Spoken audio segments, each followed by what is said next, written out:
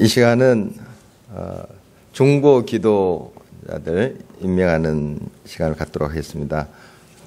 지난 한 학기 동안 토요일마다 저녁에 훈련을 받았습니다. 우리 5명이 받으셨는데 한 분은 이제 좀 탈락이 됐습니다. 본인이 도저히 자신 없다고 시험이 있는데 시험 못 치르겠다고 해서 다음 기회에 또 하도록 그렇게 했습니다. 네 분이 이제 오늘 임명을 받겠는데요. 길명순 권사님, 양경숙 장로님, 오명자 집사님, 이진아 집사님 앞으로 좀 나와주시기 바랍니다. 물론 우리가 이런 훈련 안 받아도 다 중보 기도자고 또 기도할 수 있습니다. 이제 특별히 이 중보 기도자로 이제 부름을 받은 이들은 이제 토요일 밤마다 저희들이 이 자리에서 기도를 합니다. 기도를 하는데 주일 예배를 위해서 특별히 많이 기도하고요. 성도님들 또 기도 제목, 기도 카드에 적어 주신 분들 보고 이렇게 일일이 기도하시고 하는 그런 또 팀입니다. 그리고 뭐 나라와 민족을 위해서 여러 가지 기도 제목으로 주님 앞에 나가는 팀인데 여러분 많이 또 기도로 또 지원해 주시기 바랍니다. 먼저 이제 임명장을 이제 주기 전에 중보 기도자 선서가 있습니다. 선서를 하고 제가 임명장을 드리도록 하겠습니다. 한번 오른손을 들어서 선서를 하도록 하겠습니다. 여러분은 중보 기도 사역에 기쁨으로 헌신하시겠습니까? 네. 여러분은 중보 기도 내용의 비밀을 엄수하겠습니까? 네. 여러분은 중보 기도자를 세우는 일에 협력하겠습니까? 네.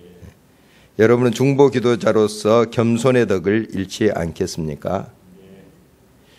여러분 그리스도의 향기와 편지임을 잊지 않겠습니까? 여러분 중보 기도자로서 복의 통로가 되시겠습니까? 여러분 오직 하나님의 영광만을 위하시겠습니까? 손 내려주시고요. 2015년 1월 14일 길가의 기도학교 제5기 생들입니다. 선서를 했습니다. 이 시간 임명장을 드리도록 하겠습니다. 제15-1호 임명장 길명순 권사님. 이 사람은 제5기 길가의 기도학교를 성실하게 수료하였기에 길가의 교회 중보기도 사역자로 임명합니다. 2015년 1월 14일 대한예수교 장로회 길가의 교회 담임목사 이인호.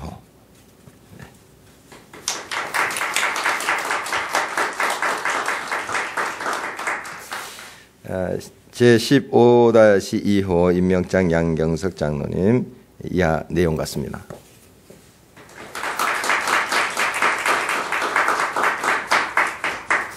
제15-3호 임명장 오명자 집사님 이하 내용 같습니다.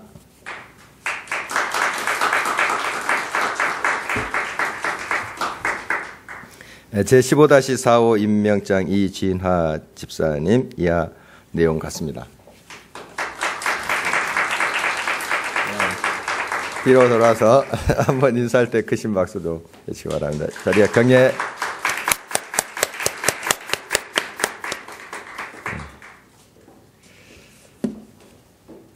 그동안 여러 기도에 관한 내용도 이제 했고요. 또 우리 나라 민족을 위한 기도에서는 또 여러 나라 민족을 좀 생각할 수 있는 그런 장소에 가서 한번 둘러보고 또 기도하고 이런 시간들, 또 산기도 체험하는 것들, 이런 여러 가지 내용들이 있습니다. 올해는 1년 동안 기도학교가 없습니다. 좀 사정 때문에 어려웠고 내년에 다시 개설이 되겠습니다. 지금 제2 롯데월드 123층짜리가 올라가고 있습니다. 굉장히 높죠. 123층. 와, 대단합니다. 대단한데 555m가 된대요. 0.5km 메타가 되는데 아주 높은 곳입니다. 또 현대차가 지금 이제 삼성동 한정 그 부지를 샀잖아요. 거기에 뭐 105층짜리 짓는다 하는 계획을 지금 갖고 있고, 뭐 부산 해운대에는 101층짜리도 이제 세운다고 하는 뉴스를 듣고 있습니다. 굉장히 높은 건물들을 이렇게 이제 세우고 있는데, 정말 또 어떻게 이제 좀 자랑하고 싶은 그런 마음도 있어서 그런 것 같기도 하고요. 여러 이런 건물들을 보면은 멀리서도 이렇게 보여요. 남양주에서도 그 롯데월드 건물이 보일 정도로 아주 높은 건물이기 때문에 그렇게 보이는데, 이제 저기 충청도나 또 경상도 쪽 하면은 안 보일 겁니다. 좀 떨어지면 한계가 있죠. 아무리 높다 할지라도 보이지 않습니다. 그러나 제가 이제 내몽골 쪽으로 한번 가본 적이 있는데요. 거기에도 북두칠성이 있더라고요. 보이더라고요. 높으니까 이제 보이는 거죠. 여기서도 볼 수 있는 그 별이 그곳에도 이제 보이죠. 높이 있는 것, 그것은 상당히 많은 사람들에게 이제 볼 수 있는 확률이 많죠. 하나님은 이 시간 높으신 분이다, 이렇게 이제 엘리후가 말한 내용 우리가 살펴보는데, 이 높으신 분의 그 의미, 하나님 이제 권능이 있으신 분이시고 모든 것을 통치하시고 지금도 감찰하시고, 또 우리가 그걸 다 헤아릴 수 없죠. 너무 높으시니까. 그런 이제 하나님의 모습을 엘리후가 말하고 있는 것을 우리가 오늘 듣게 되는데, 몇 가지로 그 하나님에 대해서 같이 살펴보는 시간을 갖도록 하겠습니다. 먼저 이제 하나님은, 그 높으신 하나님은 공의로우신 분이시다 하는 겁니다. 5절 말씀 다시 한번 보도록 하겠습니다. 같이 읽겠습니다. 하나님은 능하시나 아무도 멸시하지 아니하시며 그의 지혜가 무궁하사. 능하시다. 모든 것을 다 가능하게 또 역사하시고 하실 수 있는 분이지만 함부로 하지 아니하시죠. 능력이 있다고, 힘이 있다고 하나님이 공의롭지 못하게 기분대로, 물론 이제 우리 식대로 표현한다면 그렇게 하시지 않는다는 거죠. 공의롭게 모든 것을 행하시고 아무도 멸시하지 아니하십니다. 한 생명이라도 멸시하지 않습니다, 하나님은. 그러나 그 악인에 대해서는 공의로 벌을 주시고 의인에 대해서는 상을 주세요. 멸시하진 않습니다. 사람에 따라서 조금 잘생겼네, 좀 멋있네, 또 많은 것을 성취한 사람이네 하고 가산점을 줘서 그 사람을 또 평가하는 것이 아니고, 또 초라하다 그래서 처음부터 그냥 편견을 가지고 그렇게 생각하신 분이 아니에요. 하나님은 공의로우신 분입니다. 그래서 이제 잣대가 무엇인가 하면 악인이냐 의인이냐 따라서 하나님이 심판을 하세요. 악인이냐 의인이냐, 그 사람의 어떤 지위와 이치에 따라서, 또 모양새, 또 그의 어떤 삶의 모습을 가지고 평가하신 것이 아니라 하나님은 악인이냐 의인이냐 따라서 평가를 하시는데요. 이제 악인은 하나님의 심판이 있게 되고 의인은 하나님이 감찰하시고 보호하신다 하는 말씀을 주십니다. 6절 말씀 계속 보도록 하겠습니다. 악인을 살려두지 아니하시며 고난 받는 자에게 공의를 베푸시며. 악인을 살려두지 아니하신다, 심판하신다 하는 거죠. 그러니까 하나님의 그 심판은 얼마나 무섭습니까? 참 공의로우신 분이기 때문에 악은 꼭 심판하십니다. 또 의인은 하나님께서 보호하시고 세워주시고 언제나 붙들어 주세요. 자, 그러면 여기서 악이 뭐고 의가 뭔가 하는 거예요. 악인은 누구고 의인은 누군가 하는 겁니다. 우리가 많이 이제 묵상하던 것인데요. 이 의라는 것을 우리가 생각하면 악이 그 반대 개념이니까 그 개념을 쉽게 이해할 수 있겠습니다. 의라는 게 뭘까요? 그렇죠. 하나님을 온전히 믿고 하나님과 올바른 관계를 갖는 것을 의라고 합니다. 하나님과 올바른 관계. 그러면 악은 뭘까요? 그 관계가 깨져버린 것을 말하는 거예요. 그러니까 의는 하나님과 올바른 관계 속에서 하나님을 언제나 온전히 믿고 그 하나님의 뜻에 따라서 사는, 바로 이것이 의의 삶인 것이죠. 하나님의 뜻. 그러니까 하나님과 올바른 관계 속에 있으니까 하나님과 소통이 있을 것 아니겠습니까? 그러면 하나님의 뜻을 알게 되죠. 하나님의 뜻을 따라서 사는 자의 삶의 모습, 이게 의인의 삶입니다. 그러나 악인은 그 반대, 하나님과 끊겼기 때문에, 관계가 끊어졌기 때문에 자기중심적이에요. 자기중심적이에요. 자기의 탐욕을 위해서 사는 그런 삶의 모습이 악의 모습입니다. 그래서 이 악인의 모습을 보면 여러 가지 것들이 있겠지만은 자기중심적이기 때문에 굉장히 그 다른 사람에 대한 배려심이 없을 때가 많습니다. 자기중심적이에요. 항상 이 악인의 모습을 보면은 자기의 탐욕을 위해서 다른 사람을 해치기도 해요. 거짓말하기도 하고 자기중심적인 삶의 모습이죠. 이게 바로 이제 악인의 모습입니다. 악인의 모습. 그래서 자기의 이제 권력과 힘을 이용해서 그걸 남용하죠. 다른 사람 다치든 말든 억울하든 그렇지 않든 별로 상관 안 해요. 이게 이제 악인의 모습입니다. 이런 것들이 우리의 이제 삶에도 있을 수 있어요. 우리가 이제 하나님과 바른 이제 관계 속에 산다고 하지만 때로는 이제 이 세상 속에서 또 그 하나님을 잊어버리고 내 중심적으로 살아갈 때가 있습니다. 바로 이러한 이제 모습은 항상 우리가 돌아보면서 하나님께 고백하고 의인의 길을 걸어야 됩니다. 하나님과 그러니까 끊임없는 소통, 교제함, 이것이 얼마나 중요한 건지 몰라요. 그래서 내가 의를 세우는 게 아닙니다. 하나님과 올바른 소통 속에서 하나님이 내게 생명으로 함께 하시고 말씀으로 함께 하실 때 바로 그곳에 생명이 흐르게 되고 하나님의 뜻이 나의 삶을 통해서 드러나게 되는 거죠. 내가 막 흉내낸다고 되는 것도 아닙니다. 하나님과 소통 없이 흉내내는 건 쇼잖아요, 쇼. 그런 척, 거룩한 척 하는 거죠. 진짜 하나님과의 관계가 끊어져 버리면 나 중심적이 돼요. 아무리 기가 막힌 일을 해도 보면 자기 중심적이에요. 그러나 하나님과 올바른 소통 속에 있고 올바른 의의 관계가 있을 때는 하나님의 영광을 드러내고 결국 하나님의 생명이 나를 통해서 다른 사람이 흘러가게 돼 있어요. 다른 사람도 행복해요. 다른 사람도 기뻐요. 향기가 나요. 그게 의인의 삶이죠. 성경에는 극명하게 의인과 악인을 구분하고 있어요. 특히 시편 보면 정말 의인의 길, 악인의 길이 분명하게 나와 있어요. 하나님과 교통하는 삶이에요.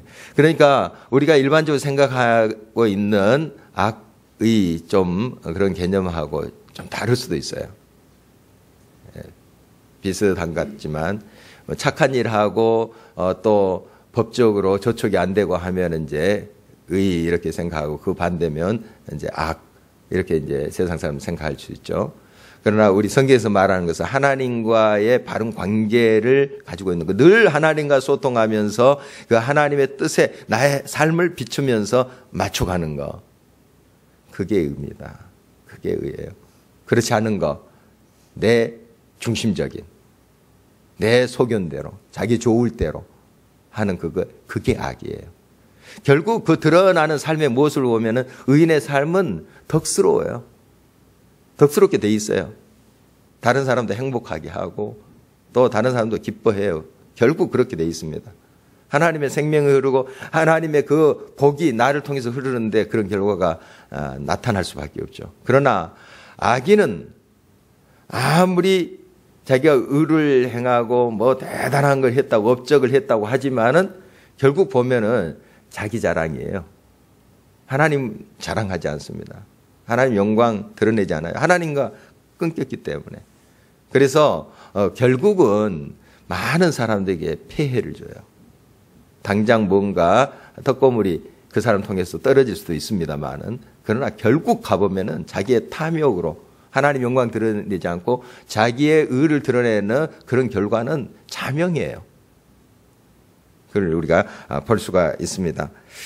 다른 사람이 상처받든 말든 억울한 일을 당하든 말든 상관하지 않는 거. 이게 이제 악인의 특징이라고 말씀드렸는데요. 니마 그 강을 건너지 마오 하는 영화를 봤습니다. 봤는데 뭐 잔잔하더라고요.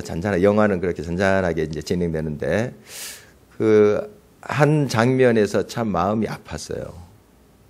한 장면에서 물론 여러 이제 장면에 좀 짠하고 그런 장면이 있었는데 그 한 장면 어떤 장면에서 그랬냐면은 이제 돌아가시기 몇 개월 전 같아요.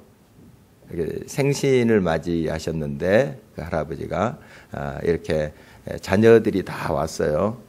6자녀, 12자녀 난 뒤 6자녀는 잃었대요. 뭐 홍역으로 전쟁통에 막 잃었고 6자녀 이제 3남 3녀만 남았는데 6자녀들이 와가지고 뭐 손주들 이렇게 데리고 와서 이제 잔치를 할 거 아니에요. 맛있는 거 만들고 해가지고 해서 이제 언제 돌아갈지 모르는데 아버지 그래서 이게 마지막 식사가 될 수도 몰라요. 자녀들이 이제 만들어주는 그러면서 이제 잔치를 잘 했어요. 잘 맛있게 먹고 난 다음의 일이에요.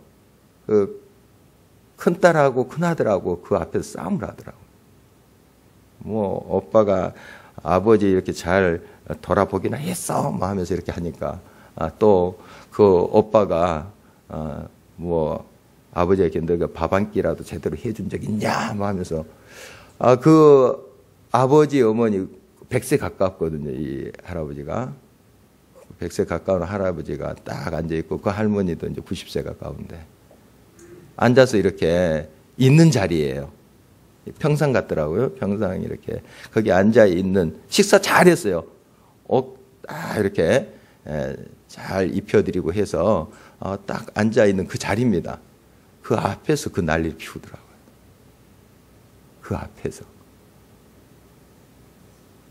그런데 이제 카메라가 그 할아버지의 주인공 할아버지의 눈물을 이제 그 눈을 이제 크로즈업해서 비춰주는데 눈물이 그렁그렁하더라고요.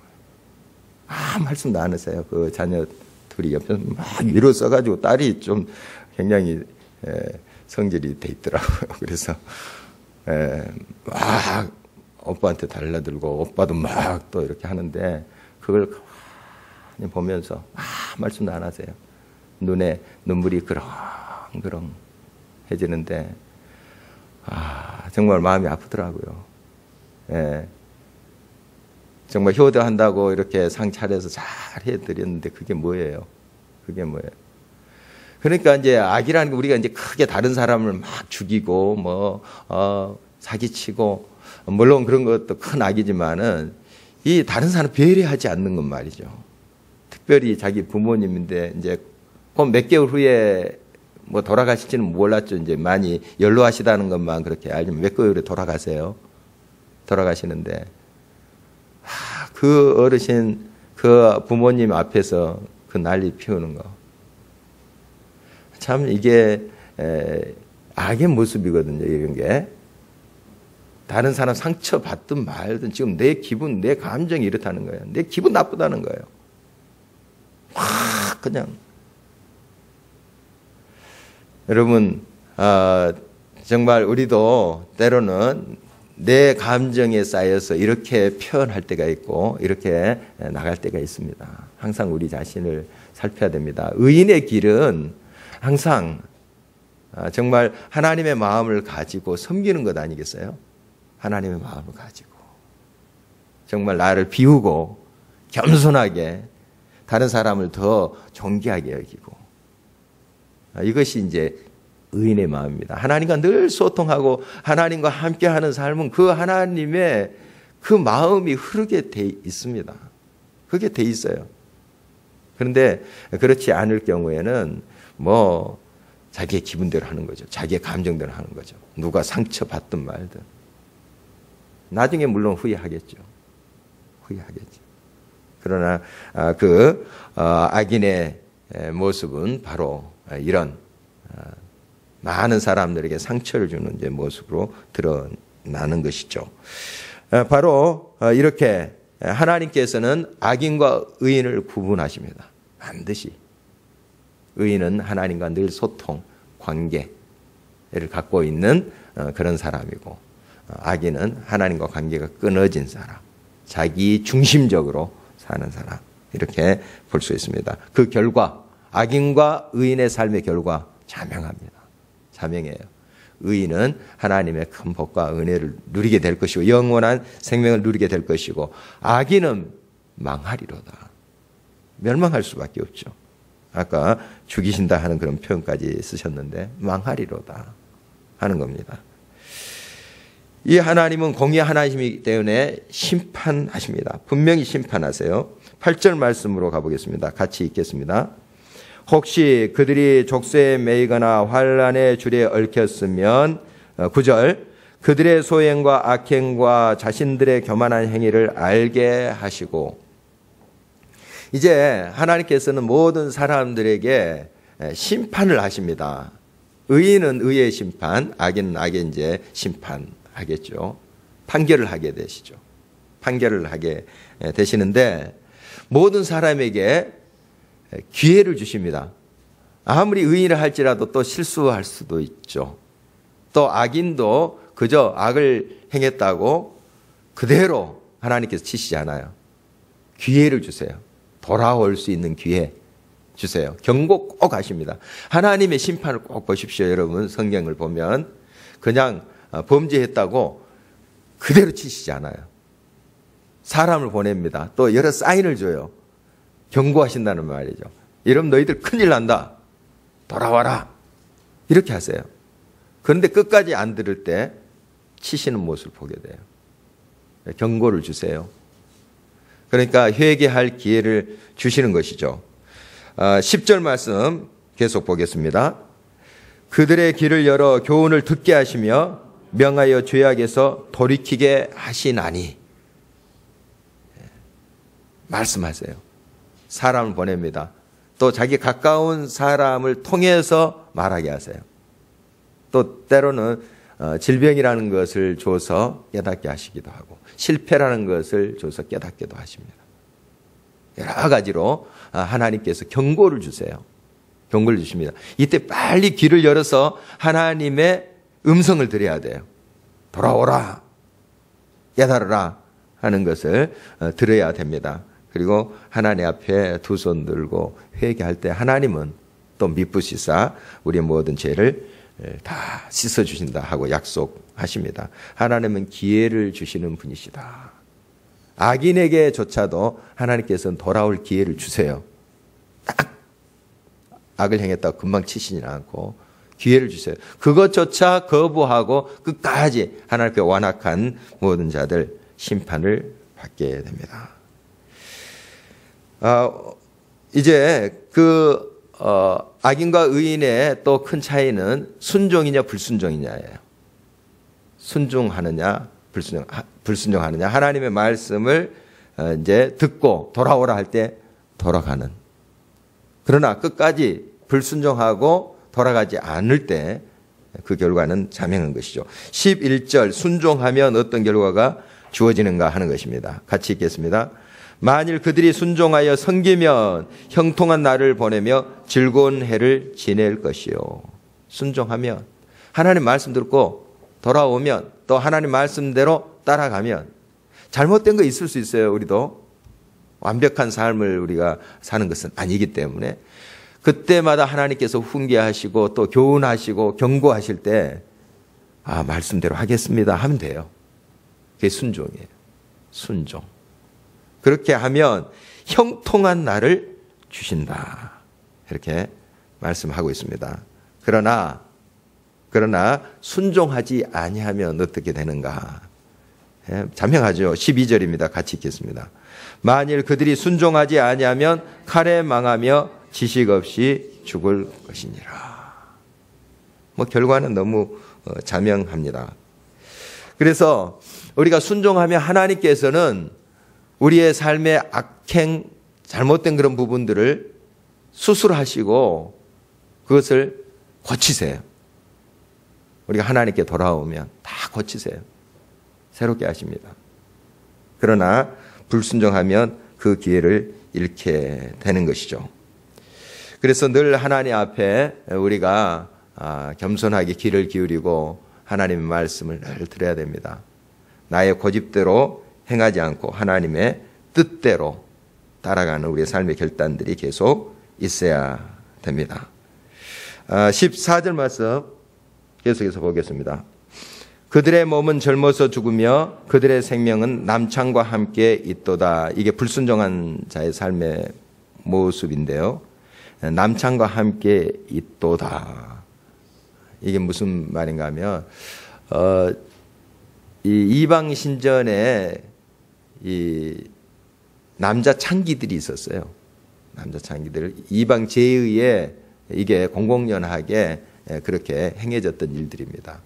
그러니까 그런 이제 우상 섬기는 것들이 많았습니다. 이 당시에. 그러니까 그들의 인생은 피폐하게 되죠. 정말 탐욕과 정욕으로 그렇게 물드는 그런 삶의 결과들이 어떻게 되겠습니까? 온갖 질병과 삶의 그러한 무너지는 그런 모습. 이것을 이제 이렇게 빗대서 이야기하고 있습니다. 불순종하면 이와 같이 된다. 망한다. 다 망한다. 피폐해진다. 하는 것입니다. 그래서 항상 우리는 하나님의 말씀을 늘 기준 삼아서 그 말씀에 나를 맞춰가는 겁니다. 우리 신앙 생활하는 거 항상 그것이에요. 하나님의 뜻에 나를 계속 다듬어서 맞춰가는 거예요. 사람인 나가 사랑을 닮아가는 거예요. 계속 다듬고 해서 그 사랑으로 가는 거예요. 그것이 우리의 이제 신앙이 돼야 됩니다. 계속해서 말씀 보면은 15절 16절을 같이 보도록 하겠습니다. 하나님은 공고한 자를 그 공고에서 구원하시며 학대당할 즈음에 그의 길을 여시나니 그러므로 하나님이 그대를 환난에서 이끌어내사 좁지 않고 넉넉한 곳으로 옮기려 하셨은즉 무릇 그대의 상에는 기름 것이 놓이리라. 이 공고한 자를 하나님께서 구원하십니다. 그러니까 공고에 우리가 처할 수 있어요. 의인이 하나님의 백성들이 공고함과 어려움 속에 또 악행을 저지를 수 있는 그 유혹의 자리에 갈 수 있어요. 그런 이제 도전을 우리가 늘 받을 수 있는데 그러나 항상 하나님께 순종하고자 하는 사람의 길은 하나님께서 지키십니다. 그를 환난에서 이끌어내시고 그 유혹 속에서 이끌어내시고 인도하신다. 끝까지 하나님을 순종하고자 하는 그런 자의 삶을 하나님께서 보장하시고 이끌어 주신다 하는 겁니다. 또 여러 위험 속에서 시험 속에서도 그의 길을 열어주신다 하는 겁니다. 고린도전서 10장 13절에도 하나님께서는 감당할 시험밖에 우리에게 주신 것이 없고 또 시험 당할 즈음에 피할 길을 꼭 주신다 하는 말씀 주고 있습니다. 하나님께 순종하고 하나님과 늘 그 어려운 관계를 맺고자 하는 자의 삶에 하나님께서 이와 같이 역사하신다는 거예요. 시험이 없는 게 아닙니다. 유혹이 없는 게 아니에요. 악행을 저지를 수 있는 그런 자리에 또 내가 처할 수도 있어요. 의도하진 않았지만 그런 자리에 갈 수도 있어요. 그러나 하나님께서는 하나님께 순종하고 늘 하나님과의 관계를 갖고 하나님과 올바른 의의 관계를 사모하는 자의 길을 이렇게 지켜주신다는 거예요. 그러므로 끊임없이 우리는 하나님과 그 소통의 관계 날마다 우리가 귀하게 여기면서 나가야 될 것입니다. 아까 그 다큐멘터리 영화 그 영화 보니까요, 그 니마 그 강을 건너지 마오. 보니까 이제 할아버지가 이제 그 굉장히 몸져 누우셨습니다. 곧 돌아가시기 이제 직전인데 그 큰 아들하고 또 다른 아들이 와서 그 막 울면서 아버지 죄송해요 그러더라고요. 그리고 이제 둘째 아들인지 셋째 아들인지 아버지 잘할게요. 빨리 일어나세요. 내가 그동안 너무 불효했습니다. 아버지 속 많이 썩여드렸죠.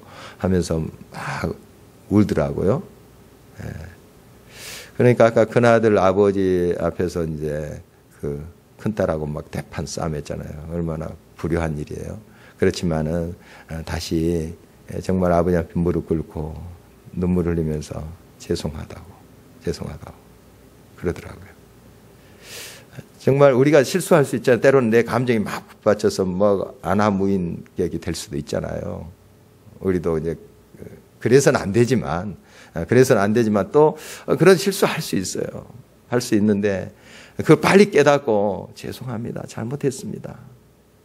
그래서 조금 더 사람 되어가고 이렇게 돼야 되죠. 이게 이제 또 한 번의 또 기회가 되는 거죠. 아버님이 돌아가시기 전에 정말 그렇게 한번 용서를 구했다는 거 얼마나 큰 은혜예요. 정말 우리가 하나님 앞에 항상 우리의 잘못이 발견되거든 빨리 가서 하나님 앞에 죄를 고백해야 됩니다.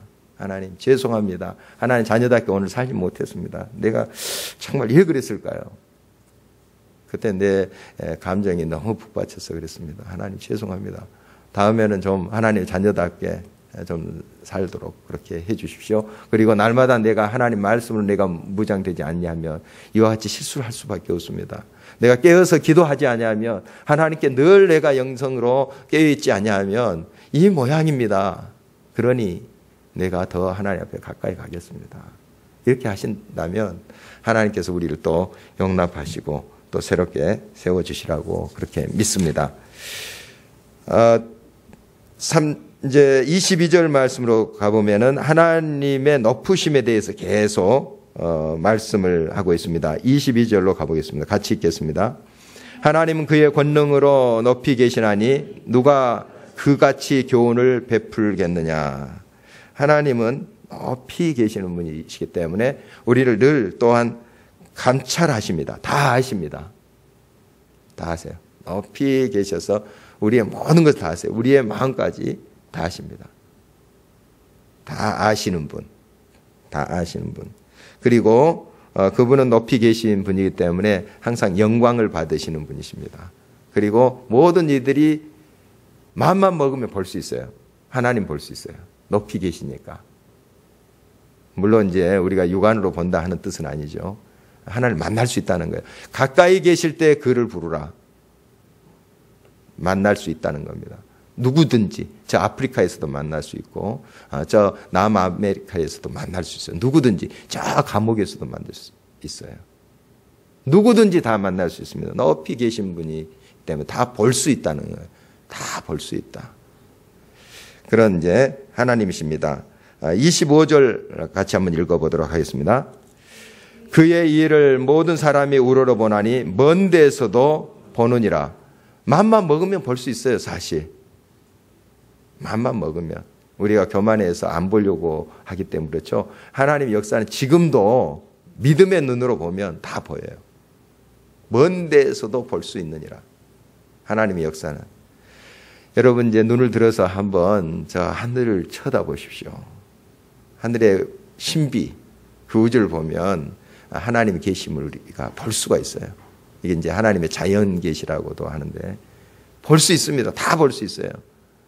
또 이런 산천 초목을 자세히 이렇게 보면 또 작은 그 곤충 하나에서도 하나님의 솜씨, 하나님의 손길을 볼 수 있어요. 보고자 하면 다 볼 수 있어요. 그거 핑계치 못해요. 하나님 뭐 이렇게 말씀하시지 않았잖아요. 안 보여주셨잖아요. 핑계치 못하면 다 보여주셨어요. 무엇보다도 우리 주 예수 그리스도를 이 땅에 보내주셨죠. 이제는 더 이상 핑계거리가 없어요. 확실한 분을, 우리의 구세주 예수 그리스도 메시아를 보내주셨어요. 확실한 분을 보내주셨어요. 이제는 어떻게 우리가 하나님 보지도 못하고 듣지도 못했는데 언제 우리들에게 그렇게 말씀하셨나요? 언제 그런 기회를 주셨나요? 핑계치 못합니다. 다 우리가 이제 보고 만나게 되었습니다. 하나님은 다 볼 수 있습니다. 믿음의 눈으로 또 마음의 눈으로 볼 수 있습니다. 또 높이 계시기 때문에 그 하나님은 헤아릴 수가 없죠. 26절 말씀입니다. 같이 읽어보십니다. 하나님은 높으시니 우리가 그를 알 수 없고 그의 횟수를 헤아릴 수 없느니라. 자, 여기서 알 수 없다는 건 우리가 만날 수 없다 하는 그런 뜻은 아니에요. 하나님의 그 무한하신 능력과 그 엄청난 것을 우리가 어떻게 다 헤아릴 수가 있나요? 그 하나님 몰라요. 우리가 서로 부부로 뭐 30년, 40년 살아도 서로 모릅니다.